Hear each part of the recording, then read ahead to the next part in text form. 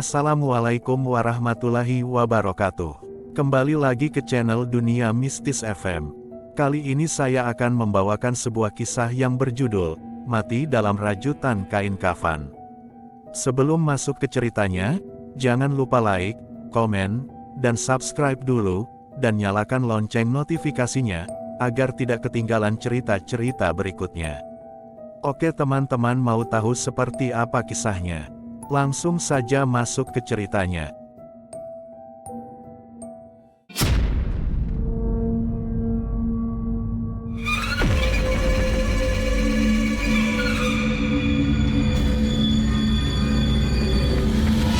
Sebuah kisah tentang seorang anak yang membantai satu keluarga dalam semalam. 1. Aku santet bunda. 2. Aku santet ayah.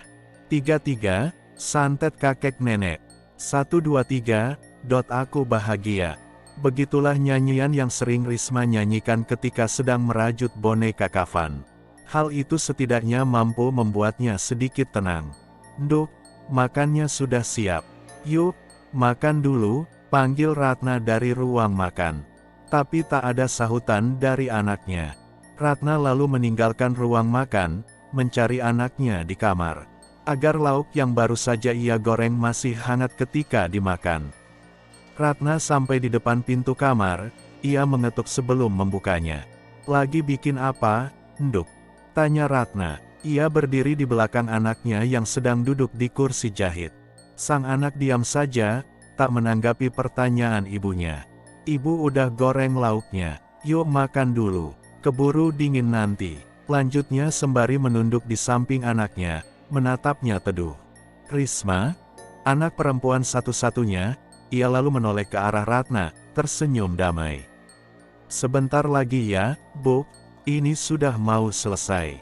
Ratna menoleh ke arah tangan Risma, di sana, Risma sedang merajut kain kafan putih yang hampir jadi. Rajutan itu membentuk sebuah boneka kecil. Ratna tahu, bahkan masih mengingatnya dengan jelas. Bagaimana Hasan, suaminya Ratna sekaligus bapaknya Risma, tega meninggalkan Ratna dan Risma demi wanita lain. Hal itu juga didukung oleh orang tua Hasan yang lebih memilih wanita itu ketimbang Ratna dan Risma. Semenjak ditinggal bapaknya, Risma menjadi lebih pendiam. Setiap hari kesibukannya hanya merajut kain kafan itu membentuk boneka. Ratna menghitungnya, ada sekitar 4 rajutan boneka kafan yang sudah jadi termasuk yang sedang ia lihat. Ibu tungguin ya, ucap Ratna sembari menarik kursi kayu, ia lalu duduk di samping anaknya.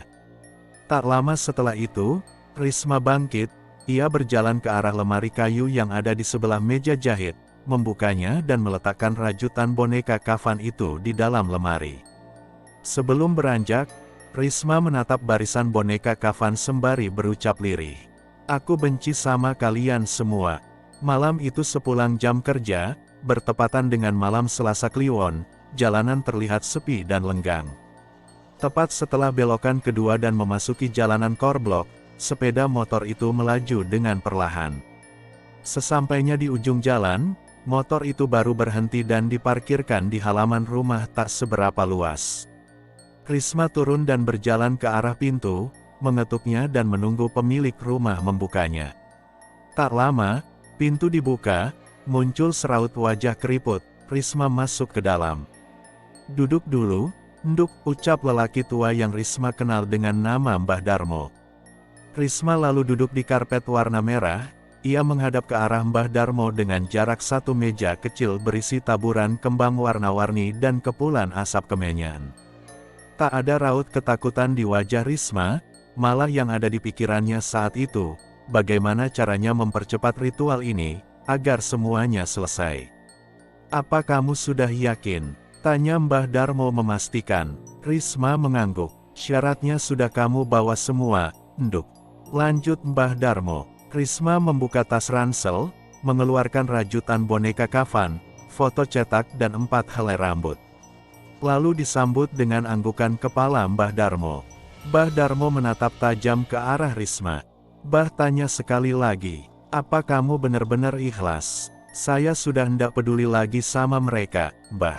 Yang penting mereka mati, Itu sudah adil buat saya dan ibu saya. Jawab Risma dengan mantap. Mbah Darmo menatap sekali lagi ke arah Risma. Ia bisa merasakan beban berat yang dirasakan oleh Risma. Hidupnya hancur berantakan, cinta pertamanya terhadap seorang bapak musnah karena orang ketiga. Apalagi kakek dan neneknya mendukung untuk menyengsarakan cucu dan menantunya. Itu benar-benar tidak adil, gumam Risma. Simbah ada dua pilihan, Nduk, ucap Mbah Darmo. Apa itu, Mbah? Risma balik bertanya dengan dahi berkerut, penasaran. Pilihan pertama, biarkan jin perewanganku yang mengeksekusi. Atau pilihan kedua, dengan pinjam sukmamu dan kamu sendiri yang akan mengeksekusi. Risma diam sejenak, berpikir, mana yang lebih baik di antara dua pilihan itu. Tapi setelah itu, Risma menggeleng. Saya punya cara sendiri, Mbah. Seakan tahu apa yang sedang dipikirkan Risma, Mbah Darmo mengangguk paham. Baiklah kalau itu maumu, akan Simbah kabulkan. Kalau begitu, mari ikut Simbah. Malam ini ritual basuh raga, ujar Mbah Darmo sekaligus menutup perbincangan malam itu. Lakukan, bukan kehendaknya, melainkan ada energi lain yang menggerakkan tubuhnya. Risma menari. Ia terus berlenggak-lenggok, sampai akhirnya tubuh Risma terdiam ketika bersamaan suara gamelan itu berhenti. Nduk, sudah selesai. Pakai lagi pakaianmu, dan ikut Simbah ke depan, ucap Mbah Darmo dari luar bilik. Mulai sekarang sudah ada yang membantumu. Khodam itu akan melakukan apapun yang kamu suruh, Nduk, kata Mbah Darmo sembari menjulurkan tangannya, memberikan sebuah kotak kayu pada Risma. Ini apa, Mbah? Tanya Risma sembari perlahan membuka kotak kayu pemberian Mbah Darmo. Itu isinya rajutan boneka kafan yang sudah Simbah bacain mantra. Kamu sudah paham, Nduk, cara pakainya? Tanya Mbah Darmo. Risma mengangguk. Mudah saja, seperti pada film-film horor yang pernah ia lihat, tinggal tusuk pakai paku pada boneka kafan itu, pikirnya. Dibarengi dengan anggukan kepala Mbah Darmo, mengiyakan apa yang sedang Risma pikirkan. Risma sudah punya caranya sendiri untuk mengakhiri, tinggal tunggu mainnya saja. Sekarang pulanglah. Suara berat Mbah Darmo akhirnya membuat Risma bangkit dan berpamitan sebelum akhirnya berlalu pergi. Satu keanehan seketika dirasakan Risma, manakala ketika ia keluar dari rumah Mbah Darmo, Risma mendadak merasakan ada energi besar yang membuatnya ketakutan. Sebab ia tahu betul, jika di sekitar tempat itu, mendadak dipenuhi oleh sosok-sosok terbungkus kain kafan berjumlah puluhan, yang sedang melayang-layang di atas rumah Mbah Darmo. Tak hanya itu saja, hilir mudik dari beberapa sosok layaknya sebuah perkampungan, semakin membuat Risma ketakutan. Buru-buru Risma menghidupkan motornya dan segera menarik tuas gas, meninggalkan pekarangan rumah Mbah Darmo. Sampai tiba di ujung jalan, lagi-lagi Risma dikejutkan oleh satu pemandangan menakutkan. Di mana, tepat di depannya, puluhan sosok wanita dan lelaki berpakaian compang camping, berbaris di bawah pohon. Risma yang sudah dipenuhi rasa takut, terus melajukan motornya, ia tak berani menoleh apalagi berbalik. Seumur hidupnya, Risma belum pernah merasakan setakut ini, sampai membuat tubuhnya seolah mati rasa. Dari mana, Nduk? Kok jam segini baru pulang? Pertanyaan itu pertama kali Risma dengar sesaat setelah ia masuk ke dalam rumah. Risma terdiam di ambang pintu, ia berpikir, alasan apa yang logis untuk menjawab pertanyaan ibunya. Nduk, ibu tahu kamu masih dendam sama bapakmu, tapi mboya ibu dikabarin kalau kamu pulangnya telat. Ibu khawatir kamu kenapa-napa. Iya Bu, maafin Risma. Risma mandi dulu, Bu. Jawab Risma langsung nyelonong masuk ke dalam kamar. Ratna terdiam, bukan karena ucapannya, melainkan ada satu hawa aneh yang ia rasakan dari tubuh anaknya. Pandangannya mengikuti gerakan Risma. Wajah Risma yang pagi tadi terlihat murung, kini tampak senang. Sesampainya di kamar, Risma buru-buru menyimpan kotak kayu pemberian Mbah Darmo ke dalam lemari baju. Namun baru saja berbalik dari lemari, tepat di depannya, Risma sejenak berdiri mematung. Kepalanya perlahan diangkat, tubuhnya gemetar, pandangannya menatap lurus pada makhluk kurus jangkung bungkuk yang telah berdiri di hadapannya. "Nduk, jangan sekali-kali menyalahi aturan. Kalau tidak mau nyawamu yang menjadi gantinya. Ini jadi pengingatmu," ujar kembali sosok itu sebelum menghilang.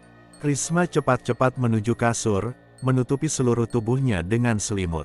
Berharap cepat terlelap dan bangun keesokan paginya untuk segera melanjutkan misinya. Mereka lihat, mereka menggerung, seakan meminta tolong untuk menghentikan semuanya. Namun tetap saja, Risma tak menggubris. Risma mengambil rajutan boneka kafan sambil melantunkan bait kedua, "Aku santet Hasan." Sejenak Risma menatap ke arah bapaknya. Terlintas di kepalanya kepingan-kepingan memori masa lalu. Di mana Risma, Hasan dan Ratna masih satu atap. Mereka bercanda gurau, tertawa, bermain bersama. Ingin rasanya ia kembali ke masa-masa itu, namun karena kehadiran Salma, kehidupan keluarga kecilnya hancur berantakan. Risma beralih menatap dua orang tua lainnya, dengan sunggingan sinis, Risma berucap, "Mbah Kung, Mbah Dok, panggil Risma. Anak kalian mati di tangan anaknya sendiri. Hihihi." Risma lalu mengangkat boneka kafan itu dan, slepppp. Paku tertancap tepat di kepala rajutan boneka kafan. Seketika nyawa Hasan melayang. Risma menatap jasad bapaknya yang masih terduduk. "Maafin aku ya, Pak." Hihihi. Tak mau berlama-lama, Risma mengambil dua rajutan boneka kafan sekaligus. "Biar kalian matinya bareng, ya." Risma mengambil garpu dan menusuknya secara bersamaan.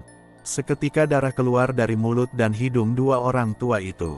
Risma lalu berdiri, melantunkan bait terakhir. 1 2 3, aku bahagia. Malam itu menjadi malam paling tragis. Di mana seluruh anggota keluarga Hasan dibantai dengan santet rajut kafan oleh Risma. Dengan berjalan gontai, Risma keluar meninggalkan rumah mantan bapaknya.